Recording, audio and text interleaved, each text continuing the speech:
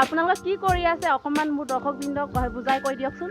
আমি বন্ধন বিকাশ কেন্দ্ৰৰ পৰা আমি কেঁচুসাৰ প্ৰস্তুত কৰোঁতে আমি মেটেকা দিছোঁ তলত, তাৰপিছত দিছোঁ গোবৰ সাৰ, তাৰপিছত ওপৰতে বিভিন্ন ধৰণৰ শাক পাচলিৰ বাকলি সেইবোৰ দি থাকিব মানে দি থাকিব আনিছে কেঁচু আমি আমাৰ ট্ৰেইনিং মাষ্টাৰে আনিছিলে, ট্ৰেইনিং মাষ্টাৰৰ পৰা আমি কিনি লৈছোঁ।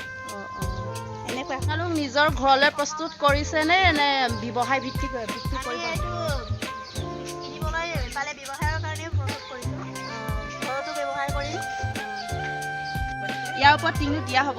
তাৰপিছত কেইদিন লাগিব এইটো প্ৰস্তুত কৰি একেবাৰে সাৰলৈ? থৈ দিব লাগিব, 2-3 মাহ পিছতে আৰু ব্যৱহাৰ কৰিব পাৰে আৰু। তাৰপিছত আপোনাৰ নামটো কৈ দিয়কচোন। মোৰ নামটো পূৰ্ণিতা দাৰিৰেগল। আপোনাৰ আপোনাৰ কবিতা মিলিদাৰ আৰু ইয়াৰ নামটো কৈ দিয়ক। নিকুঞ্জ দাৰিক। সকলোৱে মিলি এইটো প্ৰস্তুত কৰিছে।